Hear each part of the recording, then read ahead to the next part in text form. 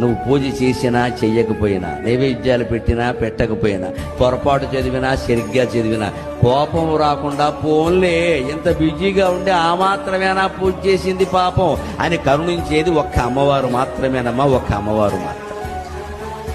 అందున ఆవిడ స్త్రీ కాబట్టి, స్త్రీలంటే ఇంకాస్త కరుణ ఎక్కువ.